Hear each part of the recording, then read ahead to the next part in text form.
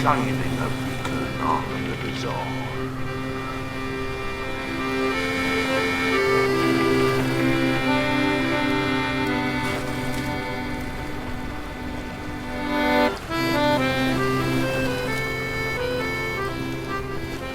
Fucking hell, Arkin, it was a bit of a loud one last night, wasn't it? It's crazy. It's a fucking state out there, mate. I know, but you know what I mean? Luckily it's in distance. I could just see it over there, the flames just sort of starting to die down from the riots. Exactly. Every fucking lobster pot got dragged onto that fire last night. Well, that's the thing, buckets innit, and spades were getting thrown on it, everything. But you wouldn't have thought that an island here on the east coast of Yorkshire, you wouldn't have thought the marmots would be kicking off like that.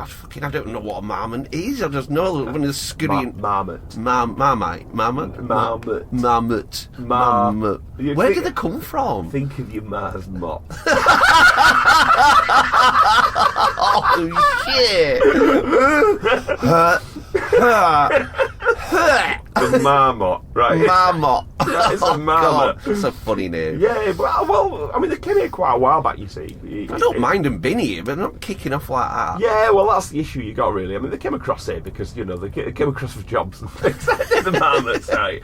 We kind of need them, you know what I mean? When you look at it, they're all right. I mean, I don't mind them. Stable part of the society, really. But they're all running around on that side of the island there. You know, they've got the marmot community over there, you know. But, you know, they've been kicking off a little bit. They've been causing a bit of bother, you know what I mean? But as you well know, local Wallabies don't like it. Exactly. And those fuckers were never here before. I know. What have they got to do with them anyway? Oh, God, but I thought they were cute at first. Then it was when Pete started feeding them. Exactly. And you know, that's the thing with Pete all the time. He just starts, he sees something, he starts fucking feeding him. Exactly. Next thing you know, there's fucking thousands over here. Absolutely loads of them. All them off Chris he gets from fucking Aldi and stuff. You're just like... And this isn't a racist thing. But of course, then you got the fucking Wallabies starting judging marmots, and they go over there and start messing about. Next thing you know, they're fucking burning up marmots' buses and fucking stuff like that. Like, lobster pots all went up. Pete's lucky to have his boat left. I think that's the only boat left over there. I know, but that's it. But they don't want to fucking bite the hand that literally feeds them, do they? True, you know what I mean? The guy's even if it's crusty, dirty hand. Yeah, you don't want to thought of the generic Seabuck crisps that he gets from somewhere. You know, where's the crisps going to come from? It's not from Pete. Yeah, true. We need to be having a word with Pete. I'll have a word. Yeah, because it's no good. I mean, the Kraken Cove is a peaceful place. Exactly. It's not like us to have all that shite go on. No, that's it. You know, but maybe to be fair, we could soil. We could just go down there with flamethrowers again. Another purge, Arcade. Yeah, it might be due. But let's leave them a couple of weeks before we go that drastic. Well, that's it. You know, what I might do? I'll have a little word with the Marmot leaders, and then I'll have a word with I'll have a word with Pete. Yeah, you'll have a word with Pete. Settle this just shit calm down. this shit down. Because, you know, because this is Kraken Cove, the podcast that shines a beacon on the bizarre. And who are you? I'm Matt. And I'm a fucking Benny. Yeah, so we want a bit of peace. That's peaceful Benny there, that's what I am. Not. That's all we've ever wanted is a bit of peace. I mean, we'll kick off. No, if it happens, I'm straight in. Yeah, we're usually first ones in if it does kick off.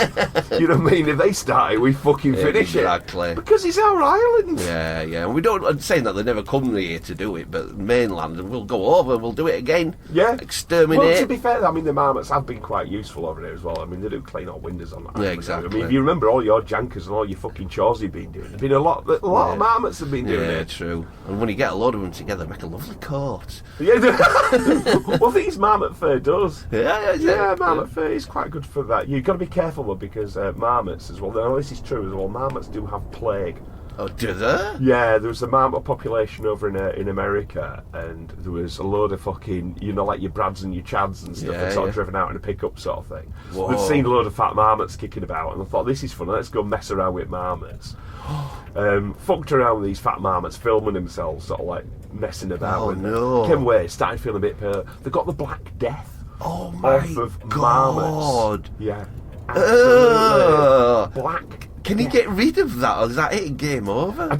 I think the initial guy who got it died of it. Jesus. Bubonic and pneumonic plague isn't easy to get rid of now. Wow. You know, it's one of those things you've got to be a bit careful, like it. Yeah, with the old plague. Yeah, this is it, you know what I mean? God, that's a dirty way to die, is that? It is, isn't it? There's a few ways that I don't want to die like that. There's a few diseases you don't want to say, I've got that disease. Yeah, it'd be really bad disease. You know, I mean, there's a few diseases that you just want to avoid because, you know, I mean, some you can turn around and say, oh, he's got this or that, and you think, oh, poor lad. Yeah. You know, but you come away with Black Plague, Black Death. Right, he said, where do you get that off? Off a fucking marmot.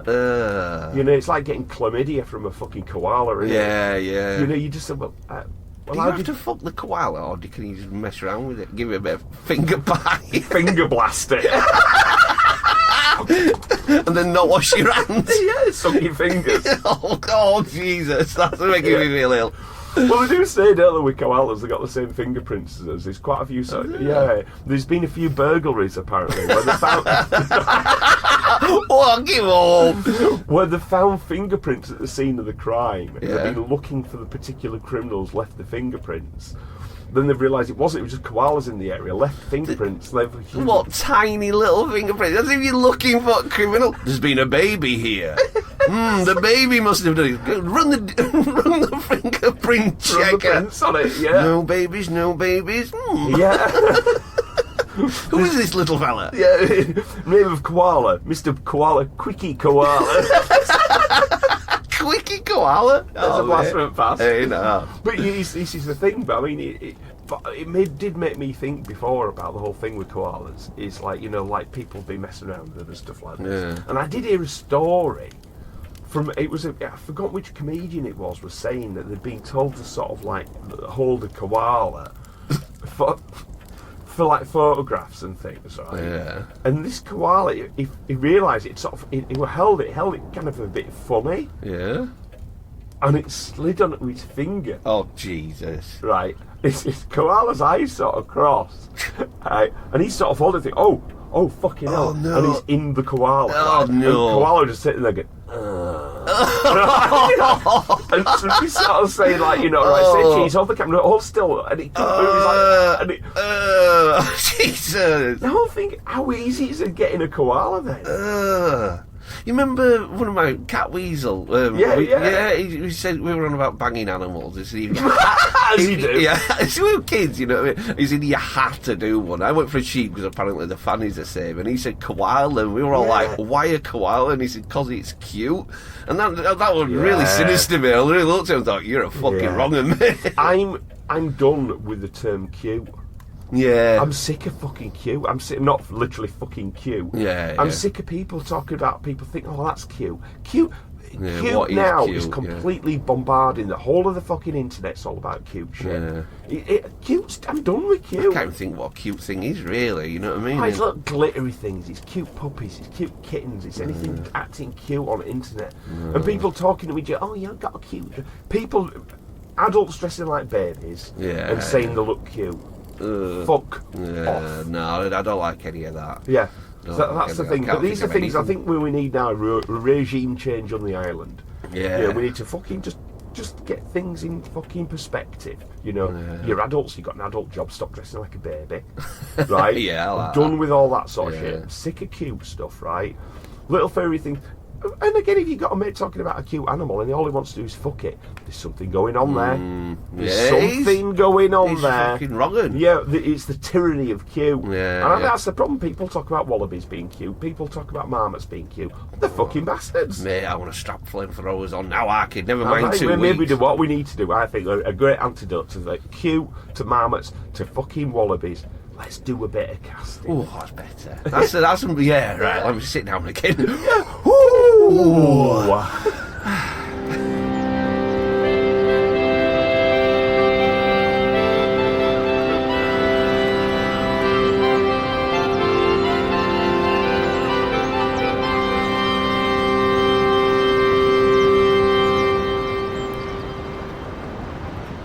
First boat out of the harbour today, our kid, right? We're going to stick on a bit of wildlife to start with. I think we should do that. Which is where there's been a woman gone for a nice little jog in Paris. All right. You know, you go for a jog in Paris. You know what I mean? Squirrels get her or something. Well, she's been attacked by wolves. Wow, in Paris? Attacked by wolves in Paris, and she's in intensive care. She jogged through the zoo? Well, this is the issue. I'd love to know how the fucking hell she's gone about this, right? This is ridiculous. Because it was in a safari park. It's called Thoyery Park, right? Which is a safari She went running in a safari park? Yeah. Why? How? Well, there's a couple of aspects of this which I can't quite getting my head around, right? Yeah. Because what's happened is the story here, this is a BBC story, and this happened 23rd of June in 2024, so it's recent. Yeah. She was staying at a lodge in the Thoiry Park area, and they say here in the story, she strayed into the main safari zone. Strayed. Now, you got to have fences. You got to have fences. You got to have gates. You got to have something, right? So if she's like going for a nice little jog, she's not just gone left instead of right. She's literally thrown a mattress over a barbed wire fence and broke in. Somehow she's gone jogging in the wolf enclosure. What has happened? Now the other issue is because there's been no attacks by wolves in Europe. It doesn't happen. We covered this again on the Cove, before on the Cove. You know what I mean? There's been no kind of attacks like this. But I think because they got so used to seeing people and people providing food, so there'll be people coming at the enclosure, chucking down a goat carcass or whatever it is they're doing. And I think the wolves have thought, all right, people mean food. Yeah. I think the act of running as well. That's going to give a wolf a big bone. Can you imagine the fucking scene? I mean, she's out running from these wolves. No. Yeah, just before it happens, she's running from wolves. And these are Arctic wolves. In this enclosure, there's wolves and bears. Wow. She could have been revenanted here, you know what I mean? But she didn't. It was set up by 3 Arctic wolves. She had bites on her neck, back and leg. So they've absolutely gone to town on her, you know what I mean? For the kill. They've gone for the money shot, they've gone for the money shot, they've gone for the kill, you know? They're saying that the accommodation where these are, right, the lodge areas are protected by electric fences and ditches, right? Whoa. Now, ditch? Is she gone running through a fucking ditch? An electric fence? Yeah. That is my thinking might be, right, that there's some people sort of, you know, all a bit kind of fucking dream catcher-y. Yeah. You know what I mean? Yeah. You know what I mean? I know. They might. Bit crystally. Yeah, a bit crystally. I think they thought to themselves, well, you know, if I do disturb the animals won't disturb me. Barefoot. You know what I mean? Yeah. Dreadlocks. Yeah. White dread. Yeah. Right. Like a bamboo shorts on, you know. It's not like, you know, made out of bamboo. She's gone for a little. I think she's decided to go for a little bit of a run, you know, amongst the wild animals. Be free with the wolves. Free with them, and she thought, and when she saw wolves running, she thought, oh, they're jogging with me. I'm jogging with wolves. My neck, my distal neck. Imagine the sight of it, because a dog attack's grim, even if it's a Jack Russell. Imagine like 3 wolves on her. These are big fuckers as well. Siberian wolves. How she survived that crap? Well, I think she'll have gone to town. They'll have gone to town on her and started attacking. I think these sort of, I don't know. I mean, in the enclosure, right? There's 800 animals are allowed to roam free while you men are watching from your vehicles. Wow. That's the sort of score there, you know. But you men are just be in your cars. So I don't think she'll have driven into the zone and got out and ran about. No, I think she's basically on a morning left a lodge. You know what I mean? It's like it's not clear why the woman entered the car-only safari zone or how she did it. I think it's all a bit like fucking. She's just. We need to keep an eye on that one and skip. I want answers. I need answers. I mean, she's lucky not to be fucking killed, right? Apparently, the park attendants heard her screams. That's what happened, right? So, but you know. She's been attacked in Paris by wolves. There's a movie about that, isn't there? Yeah. As there should be. I tell you what, though, what's going on with Paris anyway? That looks rough. There's riots and carrying on all over the place, and then they're going to have the Olympics. I'm like, he's burning in it, you know. I don't know. I've not seen an awful lot with Paris. I know there's been political upheaval and things. It makes bloody riots out here look tame, asking. Yeah, but they know how to kick off to the French. They love it, don't they? Yeah, especially the farmers. French farmers do not take any shit. Yeah. That's what I mean. There's farmers, and there's all sorts of. Did you hear that story before with the French farmers? There was some sort of tax on animals or something happening with animals, and they wanted to protest. So they've got a big van and they've got all the sheep, like a flock of sheep into the van, you know what I mean? Did you hear about this? Now, they got a flock of sheep into the van, right, and took them to the centre of Paris, right, and released the sheep into the centre of Paris and set fire to the sheep. What? Yeah. What? So there's fucking burning sheep, running around on fire. Can you imagine the mayhem? Wow, that's like a picture I want on my wall, you know what I mean? It's like Cold War Steve, isn't it? Yeah. You know? But that's what they take no quarter to the French farmers. Wow, that's bizarre. Like that. That's like really fucking crazy. Do not fuck about. But I want to know is how they get together. What point the French farmers? Who's organising the French farmers? They're the ones who should be leading country. I bet they've got really good facial hair. I don't know why. Oh yeah, they'll all be these big bearded guys, massive denim moustaches. overalls and things like that. I mean, wild-eyed, smoking pipes. Yeah. And it's like, I will not take this shit. I think that's German, Aki. No. Oui. My accents are good. I won't be doing a German accent just yet. Gotta save these things. You gotta keep the powder dry. So there we have it. Wolf attacks in Paris, and we'll watch that. We'll find out what the fucking hell she was doing, the silly woman. Whether she died. She were American wolf attack. That'd be lovely, wouldn't it? American wolf attack in Paris. Yeah. Got it all? Go there, but there's the movie. Yeah. Let's start shooting.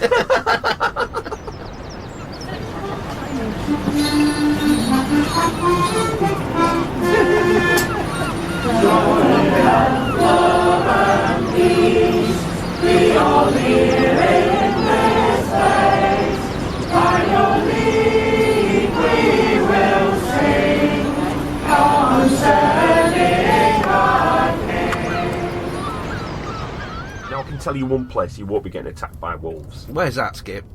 Japan. Ah. But there are wolves in Japan. There's wild wolves and things like that. Yeah. But your main issues you've got in Japan for things attacking you, right? And bears, I remember that Bears. That story before was fucking crazy. Yeah, crazy, innit? You know what I mean? Yeah, so it's really. like, you know why now that they're not going to get attacked by these, don't you? By wolves? Or By bears? wolves or bears. Oh, and big issue, they've got wild boars as well. Wild boars are turning into a fucking problem. Nuisance. Invasive wild boars, right? Probably big concrete structures to hold everybody in. Well, that's the issue. Well, yeah, but they always come up with innovation to sort of like Yeah, protect to themselves, don't they? That's the thing. Yeah. So they've built the robot wolves. Oh, Right, yeah. so they have built the robo wolf.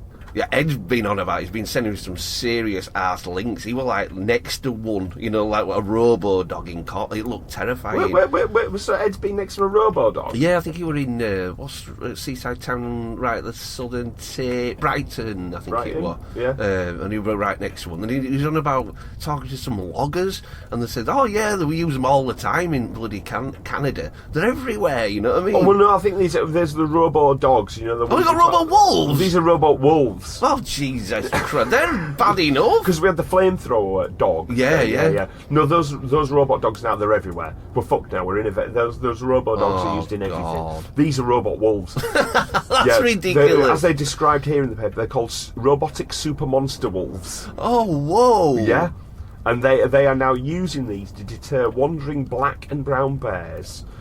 Any wolves that might come into the area, which they are very rare wolves. Wow! In the area, right, To get rid of an animal problem, they've made a robo. Yeah. Do you want to have a look at the robot Yeah, wolf? well, let me get my goggles. Right, you get your gigs on. I'm ready. It's fucking scary. Yeah. Whoa! Jesus! And they've gone to town. This is like a red devil dog.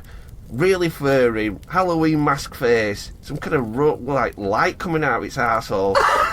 What, does that move, or is it just like a scare dog? I think he's like a scare dog. Yeah. So, but what you have to remember Wow. is with the Japanese, this is like the Mark 1, innit? You know what I mean? Yeah. So, as they say, that apparently these are solar-powered robotic wolves first surfaced back in 2017 after Japanese researchers began testing prototypes to combat wild boars' devastating encroachment into farmlands.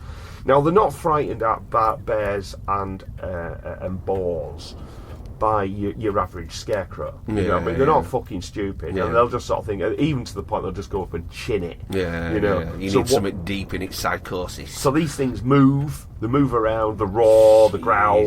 You know, and they've got motion sensors, so they know when these things go in there. So they kick off and carry on to the robot wolves. Yeah, you know. apart from that, then they're silent. They're not just doing it all night. They're not doing it all the time. They're only happening. This is only happening.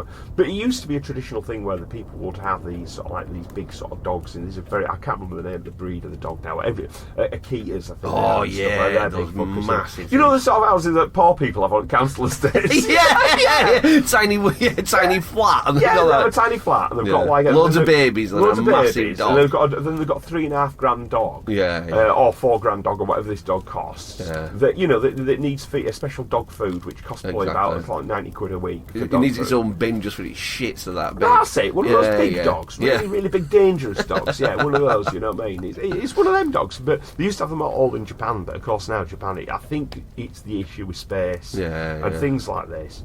They don't have, and it used to be as well, farming was a lot smaller, so the farms were sort of, you'd have like a farm and a farmhouse and a dog, and that it's dog all industrial now, so you need something industrial to that's garden. Exactly it, you do need it's twisted, isn't it? Well, it's weird ass world. Things are weird things that like is this. super scary. So you don't actually know, it's just like yaps, carries on, glowing red eyes. But they're saying they've found the upside is because basically it was to protect the fields and farms and areas like this from the wolves and the bears and the boars. But it says here that it turns out the super monster wolf isn't just effective at protecting farmers' crops. So a report in the BBC for October the 1st. Saying bears are an increasingly difficult and sometimes even deadly nuisance in the main area. Now, we did cover that story, if you remember rightly, you know what I mean? Scary. So they're finding now that the bear populations in the areas such as Hokkaido appear to be actually increasing as Japan faces an ageing population, declining birth rates. So there's a lot of old people still doing the farming. They're getting older and weaker. There's not young people about anymore. So they're not able to sort of protect the farms. The young people aren't running out and sorting stuff out and helping out. The bears know they've got a bit more of a free rein, and they're like creeping in. They're creeping in, and the weaker, older people can't protect themselves against the bears, right? And in the past 6 decades, there have been 150 bear attacks, with 4 fatalities in 2021 alone. God. Murdered by bears, right? So, and also because they're getting bolder, it's not just the farmlands they're encroaching into. They're coming into the towns. Oh my God. The bears are wandering into town, right? So enter the super monster wolf. Buying stores. Wow, that's good. Yeah. Enter the super monster wolf. That's it.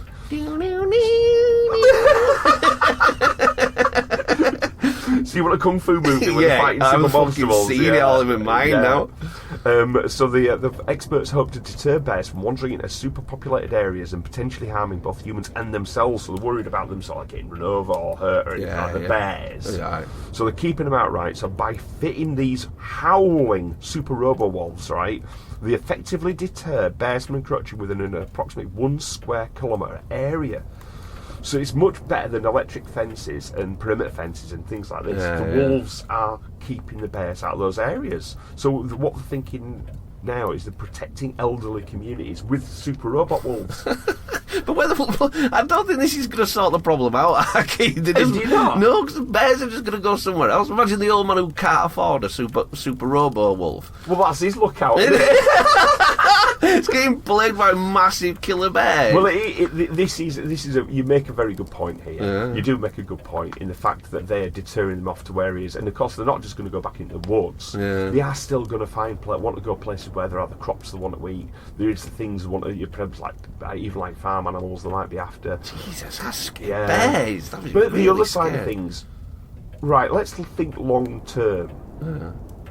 Japan, all right, it's technologically sort of super advanced or anything like that, right? Now, one of my favourite films is Children of Men. I fucking love it. Amazing book. Is it? Really good. It's an even better book than it is. Wow. Yeah, so Children of Men is an amazing book and film. But it's basically tackles the concept of dwindling populations. Yeah. Japan has an absolutely crashing population. Yeah. Now, when they talk about like old people and this is increasing elderly populations, those old people are going to die. Yeah.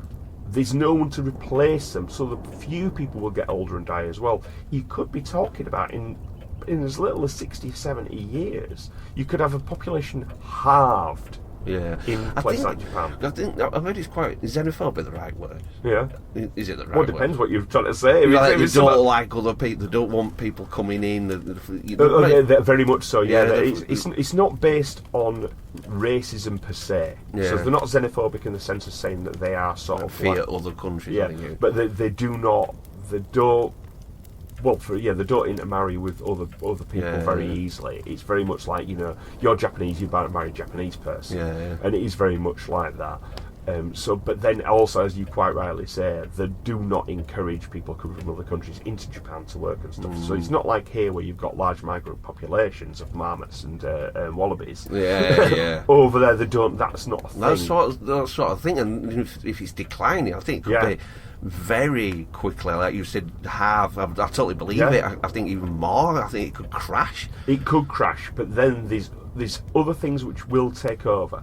So you will have the wildlife population will increase. Yeah, exactly. Yeah. But then, as we're seeing in this story, the robot population will increase. Wow, it is, isn't it? There'll be robot animals and sex dolls. It's the main one. It's not going to be the sex dolls as much. Robot carers. For the elderly. Oh, God, that's good, yeah. So you will have whole populations of robots which will be looking after the older people to get older and older and older.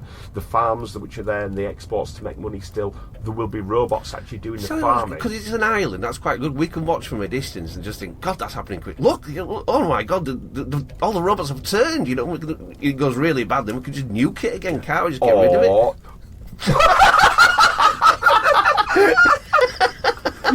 Jesus! I've said it once, kid. I'm saying it again. We've got to keep an eye on the Japanese. We do, but I'm not going to fucking... Fuck's sake, man. My thinking is I'd quite like to move to Japan. I like the idea of a beautiful island populated by robots and wildlife. Yeah. I like the idea of it. Just going into town and doing a bit of... not a big city. Fucking wolves roaring at you. You wouldn't need to be a robot wolf. You'd have, by then, in a few years' time, there won't be just these little... You'd have your little... I'd have one of those dogs that were robot dogs. Riding around on it? No, be my little guardian companion. Yeah. So, and also I'd have panniers on its side. So all the shopping... All right, yeah. Put my bags on the side. So I'd put me shopping a bit. It'd be like, what's his name? The Omega Man. What was the book? You know what I mean? Yeah, I Am Legend. Yeah, I Am Legend, right? So I'll be wandering through these deserted Japanese towns, like Charlton Heston, right? Just sort of like making things and living sort of like in these Japanese villages with my robot wolf companion, keeping away the encroaching massive population of bears and wolves. Wow, and I could come over and visit and just start drinking schoolgirl spit and stuff like that. Kind of stuff. Yeah, that sounds alright. Yeah. I mean, that's it. So I think before you know, what we need to do now is just start shopping for a lighthouse in Japan, and we're just going to up sticks and move to Robo Monster Robot. That is just fucking insane. We need to move to Robot Wolf, bear populated, boar, and there'll be boars. Robo boars. No, we don't want robot, but we'll hunt them for meat. For meat? We'll set out our pack of robo dogs to shoot boars for meats for us. Matt, I can't. My brain, I'm giving up. I can't imagine it. I can't imagine it. It's too full. You've made me head too full. Well, that's my little fantasy anyway. It's too big for me. Stop it immediately.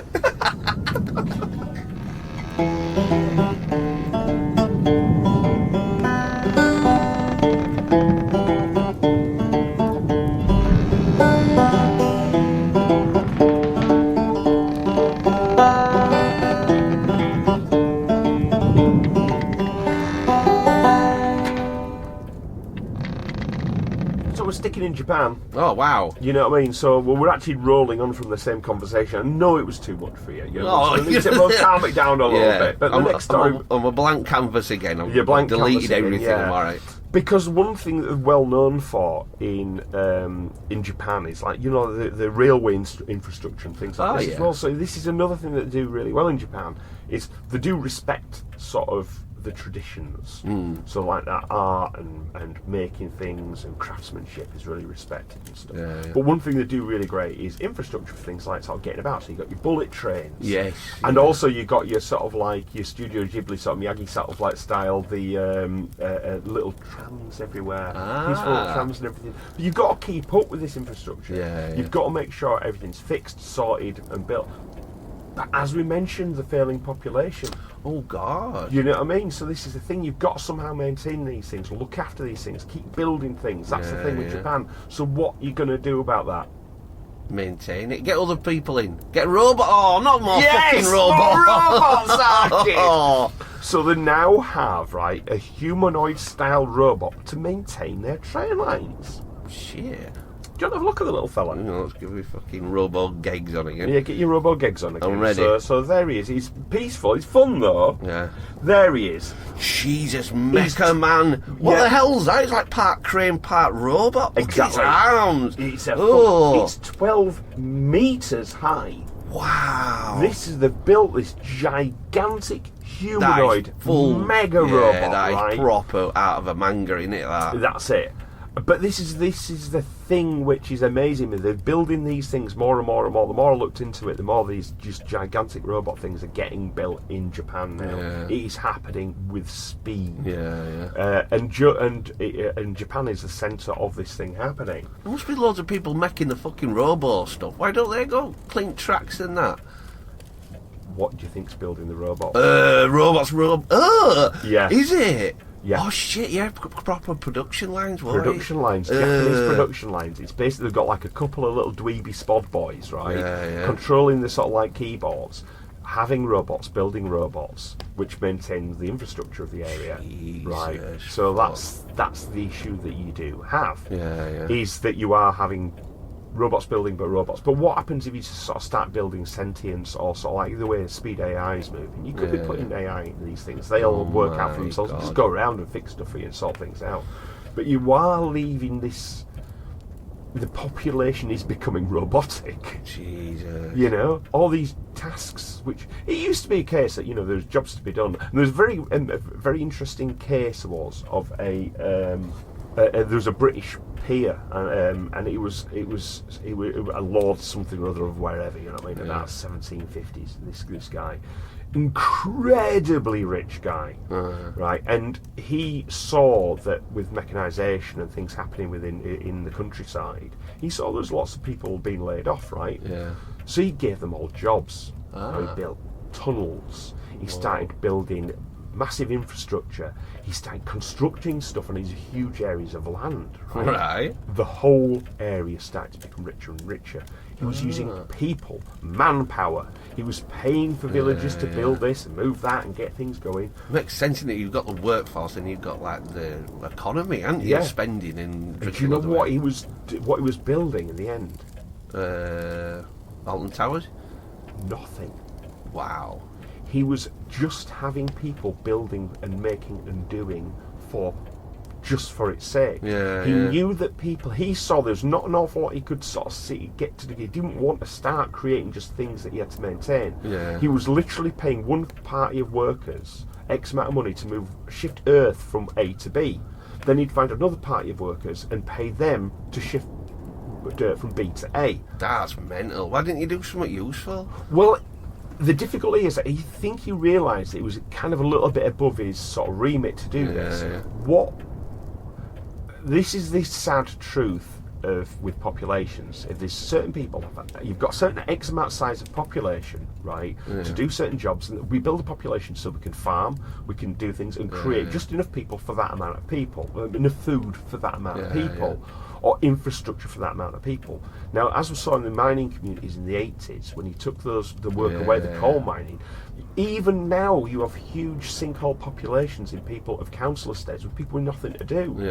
Because this is awful, that they are technically surplus to that requirement for a sustainable society. You know what I mean? That's part of the problem. So what he realised was there was no jobs for them to do. It was a question of you could grow, build industry, whatever it was. He knew that he didn't have to. There was nothing to build and to do. He just knew that he could sustain for his lifetime a artificially. It's like feeding pets in a way. I know this is awful, but he could have just given them money. But he knew what would happen if you just give a society, just give them money and say you've nothing to do. They're just going to drink, carouse, carry on, But he wanted to keep them busy and productive and feel productive. That's pretty smart, actually. So all the infrastructure that he did build, all these weird tunnels, all this strange stuff in his area. I have heard it before. There's a folly up near. Fuck's sake, I've forgotten it. But there's like a little mini stone edge in this forest.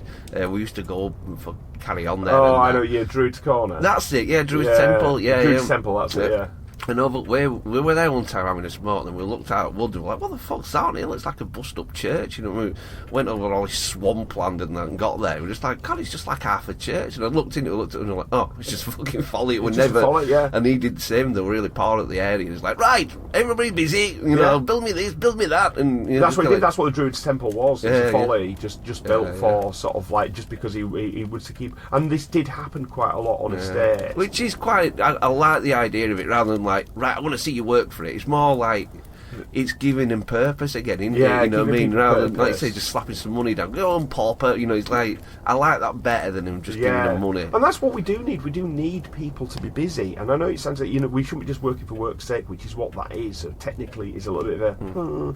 It's better than just having a big dog and a council estate. That's exactly right. People do need to be given a purpose. Yeah, they do stupid shit like that. But this is another thing which I've got the issue is with this shipping loads of mad shit in from China, which is nothing against China. The Chinese people are sort of like trying to make things. They're trying to be busy to make things to send. They're really busy. But out of the busy people in China, did you know that? No, I've heard it though. I mean, like they're really clever and really fucking busy. They're really busy. Yeah. But we could be doing something similar here, because it's like, for example, a guy was a craftsman who makes all these various things, but he did need, for something he was making, some plastic eyes. Oh, yeah. You know, so I had to pop in something, just a bit decorative thing, or whatever he was doing. It says he bought this bag of, he just needed a few, but he bought a bag of 100 plastic eyes, right? All from China, 57 pence. Jesus Christ. And he thought, well, how the fuck are they making it? How are they shipping it here? Yeah. The whole thing was just insane. Whereas we could have, like, I mean, they did this in Germany, where you do have, like, each town is well known for making one thing. Yeah. So if one area is a very well known beer manufacturer, but other things that make, so you go to sort of like wherever it is in Germany, it might be Bremen, I don't know wherever it may be, but they are a specialty production that comes from, this is where all the so-and-so furniture comes from. They do make all this sort of stuff in one area, and everybody in that area works towards that one sort of production goal. This could be happening here. I mean, you did try it, like with Dyson, the vacuum manufacturer. He, down in Wiltshire, I think it was, an area around there, he basically was the main employer of a town, because he decided to keep his factory in the town, in the local area, and he employed locally. Now the fucker's moving to Singapore, I think it is, because it's cheaper there. But we could, with the right brakes, we could have that again here. Choose areas where you have a large quality as well. They make some shit in China. They do, though, don't they? To say they're that busy and clever, they make some right shite. They make some shite. Proper shoddy shite. I tell you where they don't make shite. Japan. No, they don't. That is quality shit. There you go. Your robot dogs, your robot wolves. You got your big robot giant robots. I heard it other day. There's eBay, and then is it SD or something like that? Yeah. There's a new one that's proper cheap as shit. You get some real bargains. All they're doing is farming your credit card numbers. Really? Yeah. They're just literally like, wow, that's super cheap. You buy it, like, thank you. Oh, man. That's just depressing, isn't it? Only that last week I thought, oh, that's a watch out, isn't it? I think it's a good thing in a way, because it's a case of saying, stop buying cheap shit online. Yes. Yeah. Stop buying cheap stuff just shipped in places. I mean, like I say, I class myself as an artisan maker. You know? If you want something of quality, pay a craftsman to do it. Exactly. You know? I know someone who went out to China to look at a certain area of it, you know, they specialise in a certain kind of thing, and it's just so disturbingly grim. It's like Lord of the Rings, you know what I mean? Like Christopher Lee character, is it Sauron or something? You know, when you burn it know, when you fall down that pit, and you're just like, ugh! That's the thing. Proper because busy. the whole of China is getting, is slowly fucking itself up, because these areas are making so many people making so much shit to ship to us. When it stops that kind of thing, when it eventually when the gravy train ends, will have these huge populations of people with nothing to do. When we stop consuming all these things, it'll just crash. Same as Will we ever stop consuming? We fucking love it at Arcade. Well, it's unsustainable. Yeah, and I think this is why, almost like children of men in style, this is why populations are crashing now. People are stopping sort of like having kids. People are, and it will be, it's almost like a synthetic way of saying sort of like, what's the best way to sort of stop. What are you doing? Yeah, fucking mosquito in my fucking ear or something. Pissing buzzing me. Sorry, crack on. So we will have these sort of population crashes, because people just want to consume and have things. That's how they get the little kick and the little buzz. And I think the world will be a very different place in 100 years. This is bleak as shit, Arcade. Is it? Yeah. All right, let's move on to something a bit more cheery then.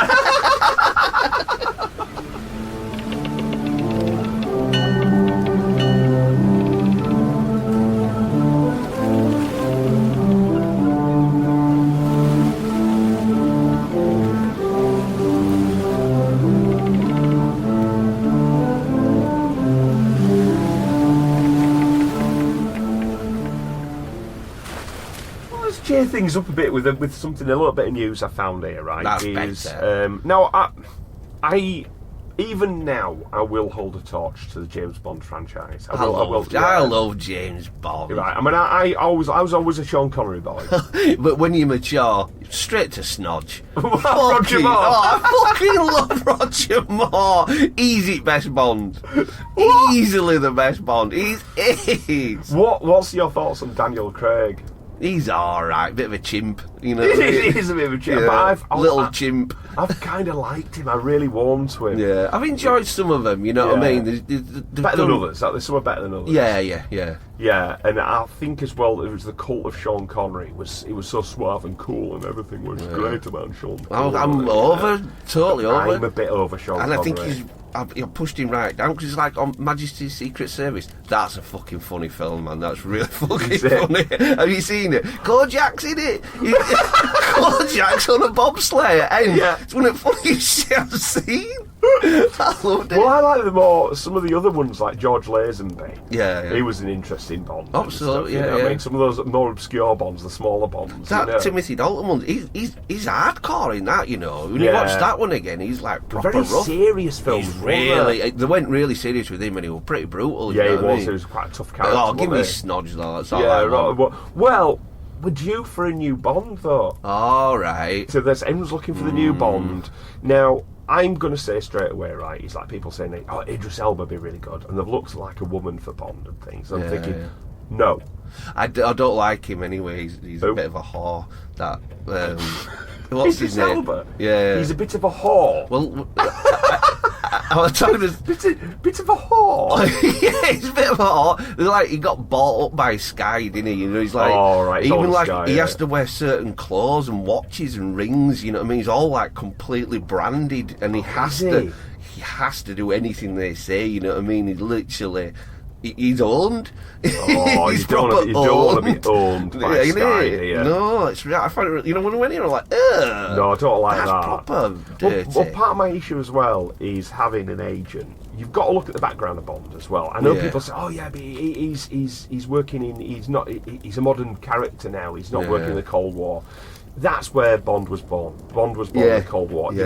You've got to maintain those roots. Exactly. Yeah. Especially when it's so proxy warring it up now. It is it changed warfare forever, didn't it? The Cold War. And I also think as well, if you do want a spy of a different ethnicity or a different sex, write the film for it. Yeah. Because I do want to see a black agent. I do want to see a Chinese or a Japanese or an Indian agent. I do want to see these things. I'm interested in it. But it can't be Bond. Because the thing is as well, Bond isn't a very pleasant person. And you can't make him more pleasant or diverse just by putting a diverse person in the role. You cannot make Bond a woman. It's not going to work. You know what I mean? Because you're not going to find that kind of thing. But you can write that role for an unpleasant woman who's a ruthless agent. Exactly. I mean, like Killing Eve was perfect, for that kind of thing, for creating like a strange character, which is like a psychopathic woman. You know what I mean? And that's the thing you do, because by sticking it all in that one role. I mean, for anything, just retire Bond, just get rid of Bond, or somebody else has thrown their hat into the ring to be the next Bond. I think this is good. I think it could work. I think it's got cultural relevance. Paul Chuckle. Who? As in Chuckle Brothers? He's put his name forward to be the next Bond. Gee whiz, how old is he? What's that, 80? Oh, he's alright. Oh, come on, he's 76. So he's got a couple of years left to be sort of like, you know. I'm trying to go there. Let me think. Yeah. So basically what's happened is he's been on Twitter as Paul Chuckle, right? He's seen all these suggestions, the likes of, as I've said here, you've got like obviously taking over Daniel Craig's role, which is Daniel Kaluuya, don't know him, right? No. Cillian Murphy, right? He could be quite good. Tom Hardy, I think, is a really quite good pick. It is, and I do like the fella, you know what I mean? Yeah, but he's no Paul Chuckle, is he? He ain't, no. No. Fucking Paul Chuckle. Him and Paul, he'll just smash a glass and drive it in your face when he chuckle. He won't fuck about. Well, somebody did come up with a really good user's name, sort of like to one of the films. It could be A View to a Me to You to a Kill. I'm wearing in my brain trying to force one in. That's really good. That's really fucking good. Yeah, that's it. And I think I think they're quite fancying the idea of it. Yeah, I think we could. Well, I mean, obviously it's going to work for a bit of a cheaper budget. Exactly. Counsel it down a bit, innit? I like that. Really counsel it down. Counsel it down. I can imagine what his vehicle would be. I don't know what you'd have to have for Paul Chuckle's vehicle for it. It won't last a mine. Like a Cortina or something. It would, wouldn't it? Yeah. A van, you know, like just a white van. That's it. Yeah. So it's just something like that, and I think we need to go back to our roots. Yeah. He's got the tash. Oh yeah. But a tash would be good for a Bond. Yeah. I like that. Paul Chuckle. Just like a normal suit, like a bit of a funeral-y suit. You know, like he's only got one. You know what I mean? He digs it out and he just like dusts it off. Yeah. And then my name's Chuckle. Paul Chuckle. Yeah. Not like a load of pennies in a sock or something. He uses that real all the time. You know what I mean? That's it. Yeah. You just got a dirty fucking weapon. He uses it proper. On women and everything, kids, everything, you know what I mean? Yeah. Just walking down the street, he just gives a couple out. Yeah, I think so, you know, and I think this is the thing, we'd be moving towards these sort of like, quite sort of like buff kind of thing. And that's it, suave. I think they should get rid of that suave in a way. They need to modernise that suave, you know what I mean? 'Cause that's the only bit with Daniel Craig I didn't, you know, he were a bit too, you know, with his suit and all that shit, you know, like he just like, I don't know. Popping his collar and all that. He couldn't leave collar alone. Always shooting his cuffs. You know what I mean? Going out at sea, you won't get that from Paul Chuckle, would you? He wouldn't even tuck himself in. So for those who don't know, we did have a kids' TV show in the 80s like, called Chuckle Vision, right? And it was Paul and Barry Chuckle with the Chuckle brothers. And they used to get up to all kinds of high They did all that high things going on. And things like this. Yeah. And what I have heard as well is Paul Chuckle is the nicest guy in show business. I bet he's He gives of adorable. Himself all the time. Yeah. But I bet he's proper pro, old school. You know those variety pro, you know, and that's dying everywhere, isn't it? And he's probably one of the last at kind, really, with that shit. This is it, and I think now it's about time we reintroduce that into our films. Oh mate, proper gentlemen. It's the only choice. Yeah, it's a dying breed of England, isn't it? Of course it is. So I really say now, that's what this is what Kraken Cove is getting behind. The whole thing is Chuckle for Bond. Absolutely, I'm behind that. To you, to me, to you, to me. Yeah, we can do it.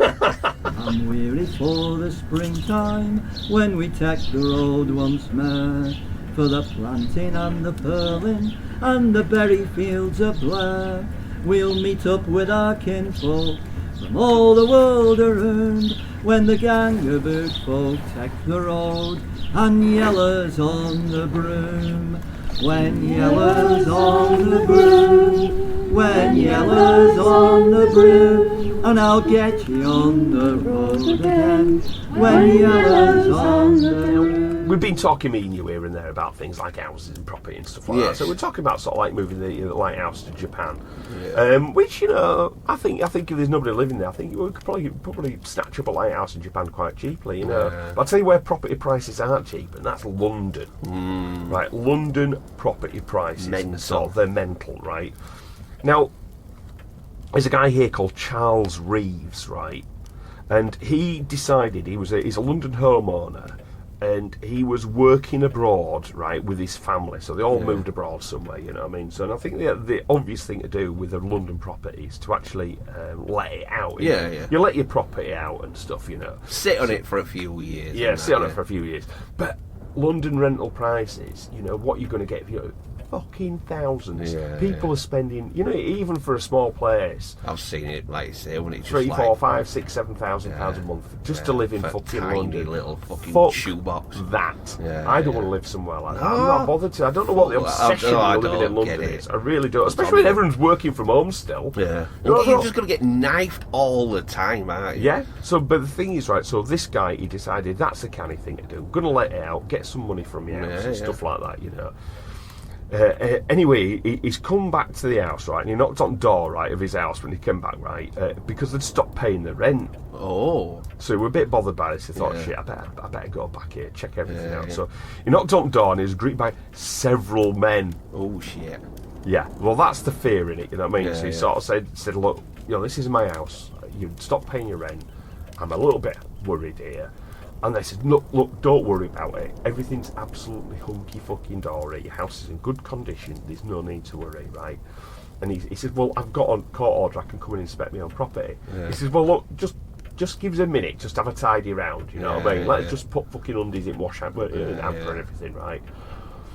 So he was he's gone round block. He's come back, right? And they've all fucked off. Oh, shit. Grow out. You got it. Wow. But the way they've done this is wild. Industrial scale. They have just shipped in, just in the bedroom alone, they've just dumped 10 tons of soil. 10 tons? 10 tons? 10 tons. Oh, that's just in the bedroom. Oh, shit. They have tons and tons and tons of soil through the house. They've just filled the rooms with soil. Look at that. Planted all the cannabis straight into the soil. So they've turned the house. How do you water it? It just what goes through the seat? How has it stood the fucking pressure of water, soil, and fucking loads of pots? And in all the roof area, so that above the soil's covered in the floor's covered in soil, right? Full of cannabis plants all planted in. Then the entire ceiling space is covered in hydroponic lamps, air conditioning, all the plumbing and heating and lighting and everything. I bet they've propped it up and shit. I bet they've done every year. And then of course they've had to have extractors built in to pull the stink of the fucking cannabis out and pump it high into the air. Yeah. So the house is fucking totaled. I bet that's so bizarre seeing it. I bet that is just like, wow, imagine that, the bright lights and all plants and soil. You're like a fucking, you're going to Eden. But this is his family home, you know. And you're thinking, oh no. Well, imagine work to get it out, you fuck. Well, I had to give this story a bit of thought, you know what I mean? I thought, what the fuck do you do? What the fuck do you do with all this? And do you know what I do? Get loads of moles. I just keep growing. And just take over the operation. That's all you could do. Yeah, we might come back though on the harvest time. No. Yeah, well, they could do, I suppose. I mean, how many plants are they getting? Now, they said they seized more than 400 cannabis plants, right? Which I don't think that's many. Ain't that big. Because some of these places, they've got as many as like 1,000 plants in some of these places. Why didn't they go hydroponic though? Why the soil? I don't. Fuck knows. That's fucking bizarre. Now this is a standard family home in central London. Wow. The rent, obviously, why they've stuck with central London starts insane. It is, isn't it? A warehouse in sticks somewhere. Yeah. But they haven't. And secondly, how the fuck have we got all this soil indoors? Well, that's it. They must be just shipping it all the time. They must have had wagons turn up day and night just to get all this soil into this no house. Garden and all that soil's going nice. Yeah, they're all wheelbarrows coming in and out and coming in. And they're going, where are they going? Oh, we're just shipping it round back. There's no round back. Yeah. They've got enough fucking soil. Now, you think of the square footage of these are big rooms. Think of the square footage of a garden that'd be, say, it'd be just, it's like a fucking tennis court. The watering alone, the weight of it must be insane. Yeah. God, that is really strange. I'm wondering whether they plasticed out the bottom before they actually put the soil in, so they tanked it. Yeah. You know what I mean? I think, but as you quite rightly said, the weight alone is the fuck that. 10 tons in bedroom. They must have had pillars and props and They must have shit done like something. that. They must have done something. Wow, that's so weird. But if they've been in there for a while, right, because you have a letting agents meant to come in and out, aren't they, and check these houses out, you know, and just make sure everything's spick and span for the tenant. They haven't been He's doing not that. been doing his job, has he? Fucking hasn't. London Jesus. estate agents. Oh, absolute just fucking creaming it in and vultures, it's creaming it in and all that going in, you know what I mean? It's just mental. So he's saying, like, you know, but I mean, for him, he says he says he's lived in this house for 20 years. It's been a family home. He brought all the kids up in it and everything like that. You know what I mean? It's fucked. But for me, if I owned a house, I wouldn't be letting anybody in it.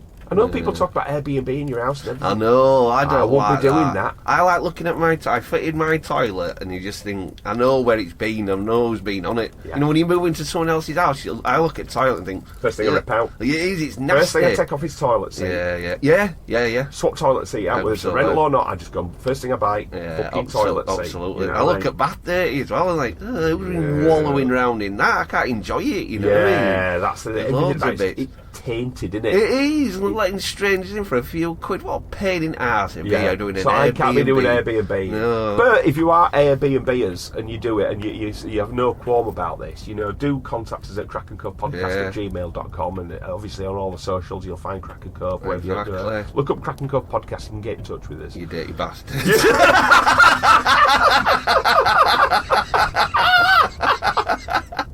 Have you got a soul? What's up with you? That I agree with you. It's true, I innit? agree with you. All that, you'd do all for cash, wouldn't you? What else would you rent out, you fucking arsehole? Go buy yourself some dignity.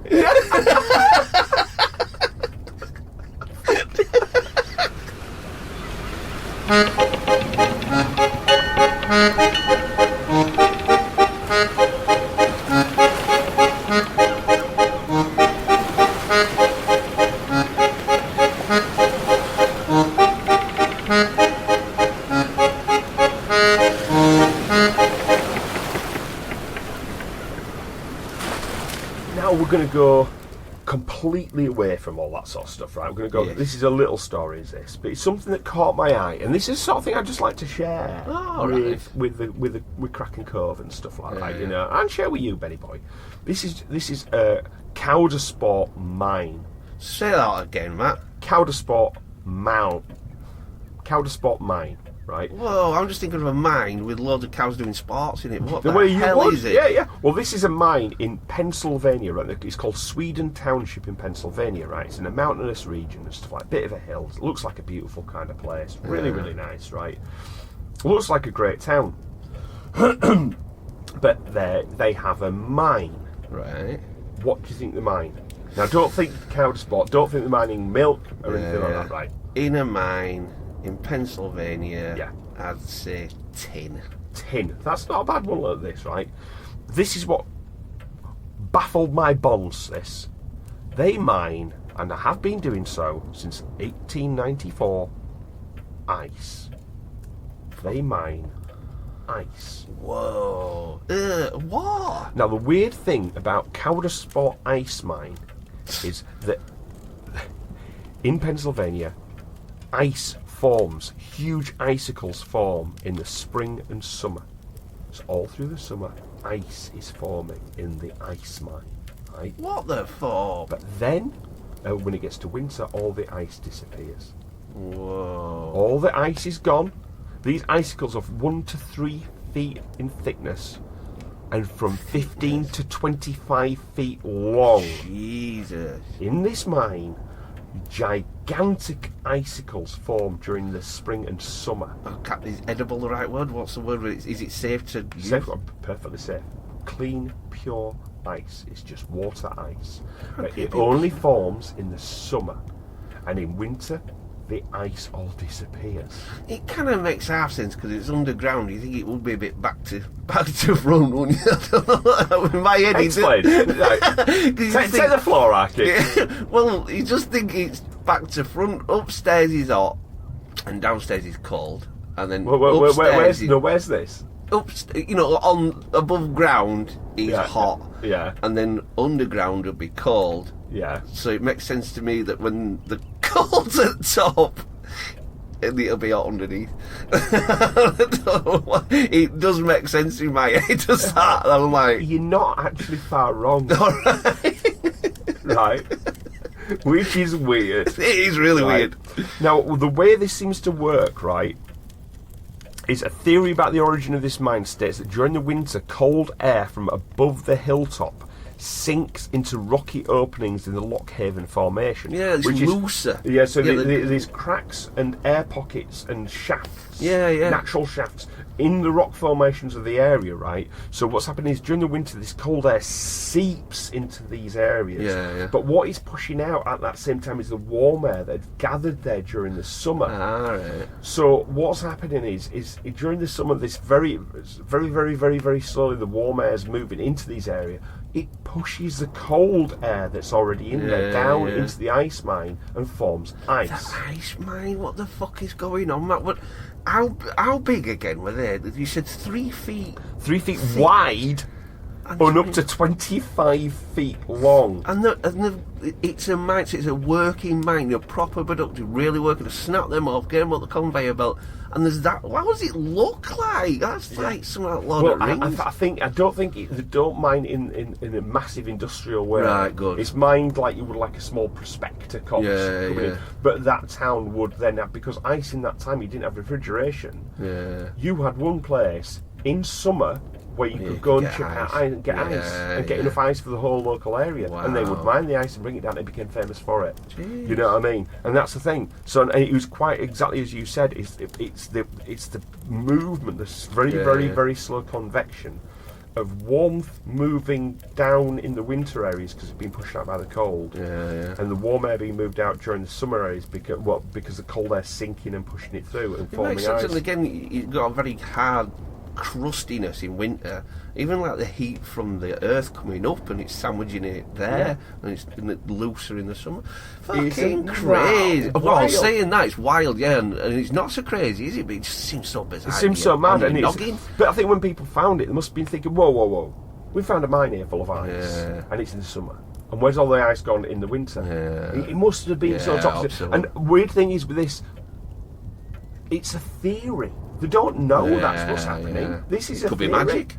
It could be magic, I think, I bet it looks magical. So that is the Cowdersport ice mine. What's all that Cowdersport? Is that a place? It's the area. So you might find, because it's in the Sweden township of Pennsylvania, you've got a lot of people from the Scandinavian regions who lived in Pennsylvania. That's why cheese making. I just think fucking zombies straight away because of like Dawn of the Dead and all that sort of shit. It's all around that area. Is it? Yeah, right, he filmed it around there. Yeah. Well, it's those areas are very much from the Nordic regions. That's where they sort of like migrated and settled and stuff. And that's why, if you remember, we when we worked through sort of like places like Pennsylvania and stuff, when we looked into with Kraken Cove, the Scandinavian magic that was in the area and stuff like that, the weird hex symbols and everything like that, and that is still sort of prevalent in these sort of quite very, very rustic rural areas of Pennsylvania. It's scary. So it's a place of still people talking the Scandinavian languages. It's people where still believe in sort of like the witchcraft of the Scandinavian countries and the Nordic countries, and where there are ice mines. Fucking banjo-y.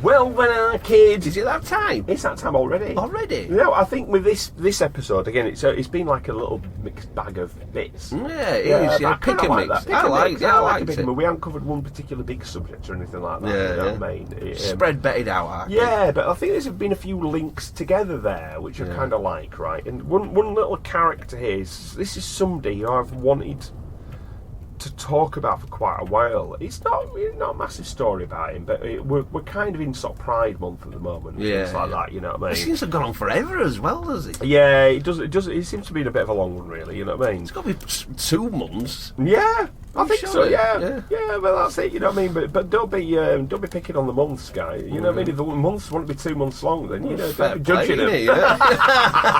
Whoa!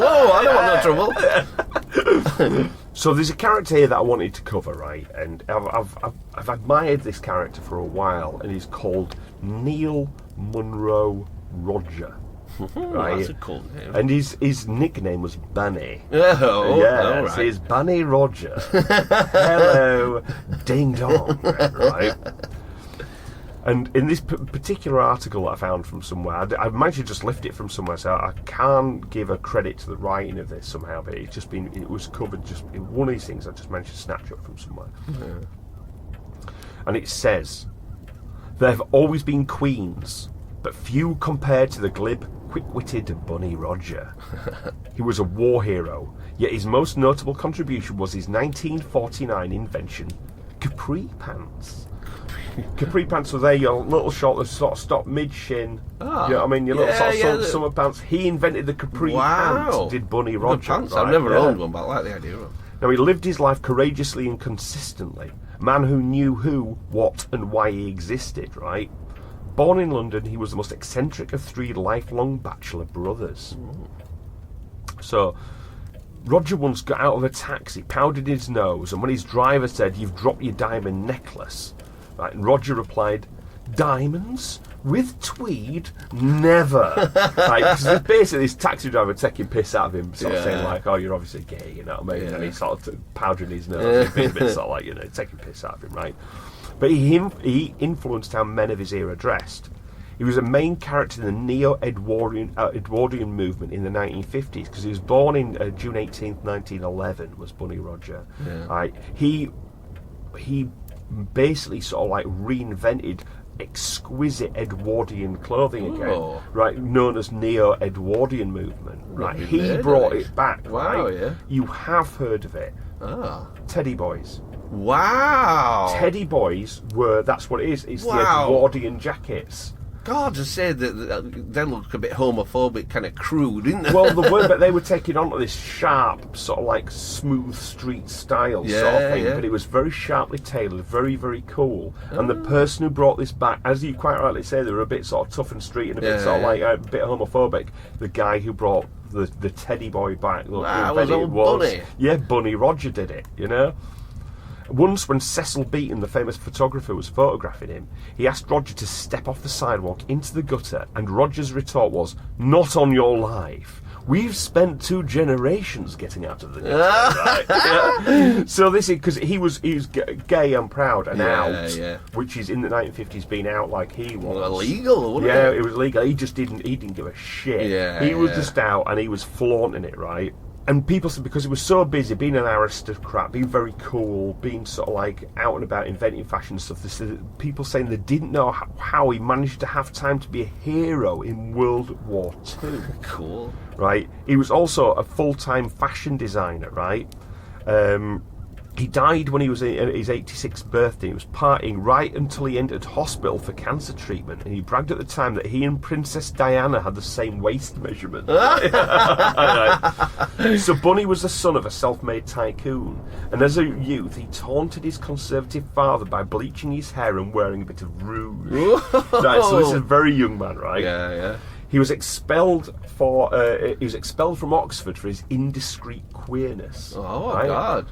Undaunted, he started his own fashion house at the age of 26 years old, and his first client was Vivian Leigh, who obviously did all the Hitchcock movies and things like this, right? 5 years later, Roger was fighting Nazis in Italy and North Africa. Shit. He was noted for his courage under fire while still wearing chiffon scarves. Love shit like these. He saved a wounded fellow officer from a building that had been bombed. Wow. So the thing had been bombed, the whole thing collapsed. Who runs in? Bunny Rogers in his chiffon scarf and hauled the guy out. Roger claimed to have gone into a battle brandishing a rolled-up copy of Vogue and commanded... Absolutely fantastic. And he was commanding, when in doubt, powder heavily. What? Right. They don't know whether they meant gunpowder or rouge. That's what I mean, or both. Yeah.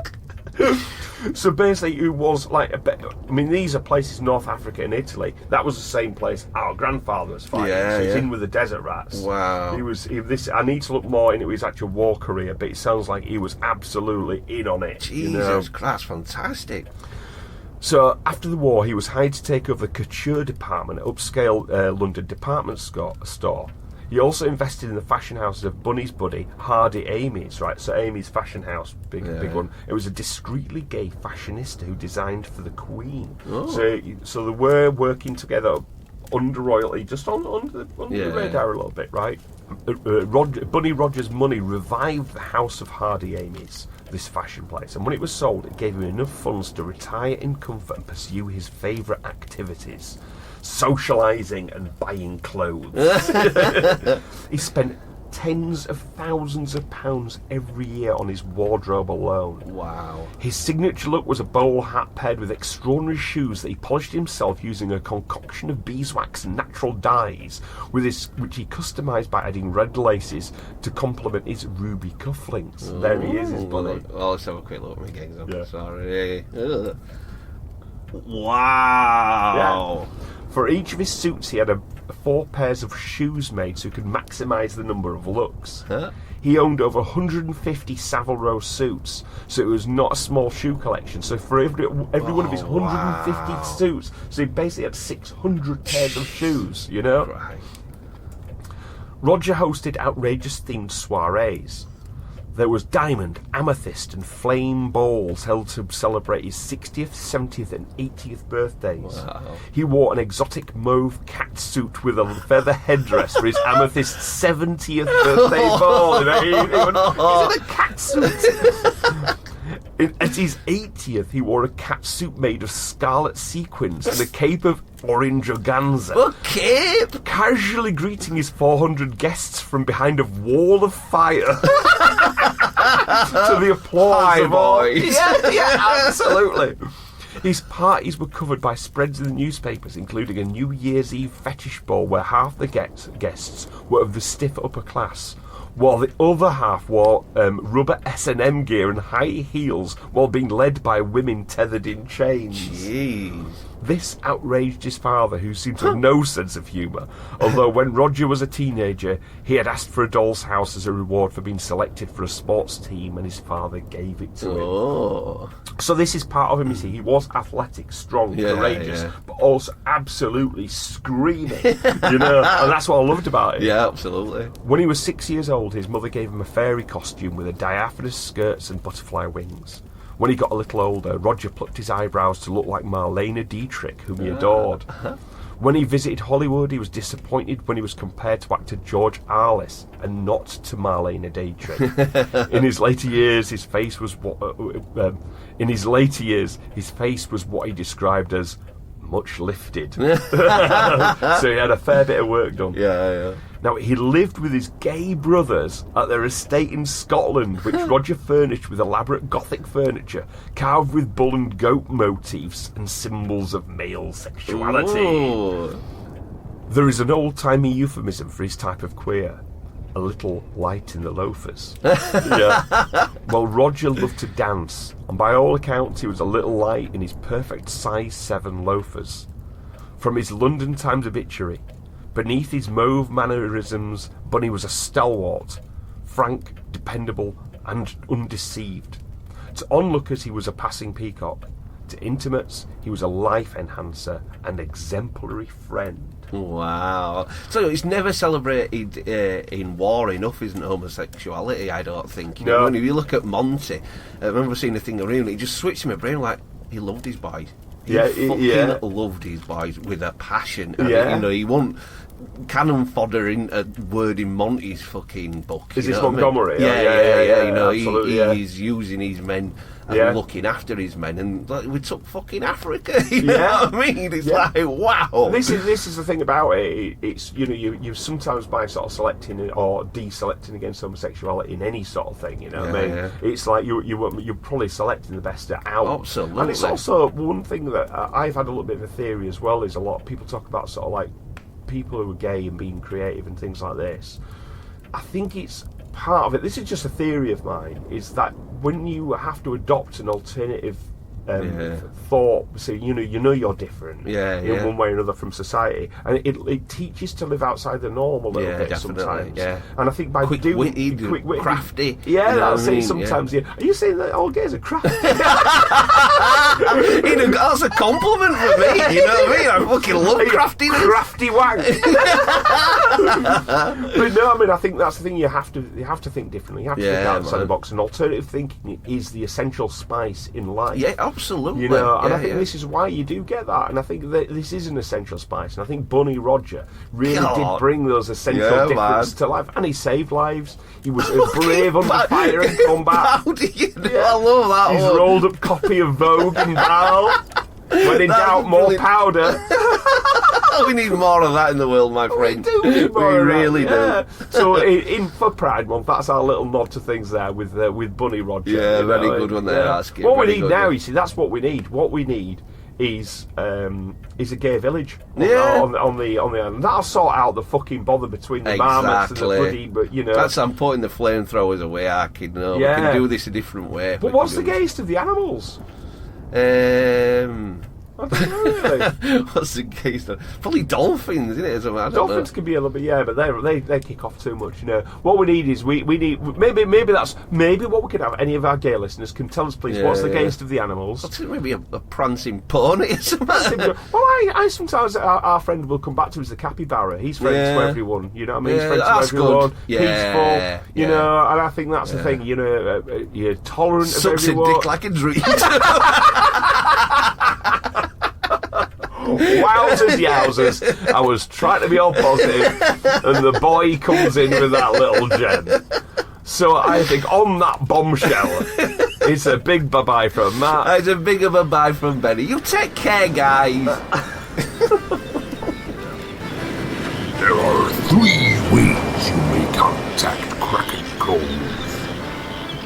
Either by email at krakencovepodcast@gmail.com, on Twitter @Kraken Cove, or Instagram @Kraken Cove Pod. Ha ha!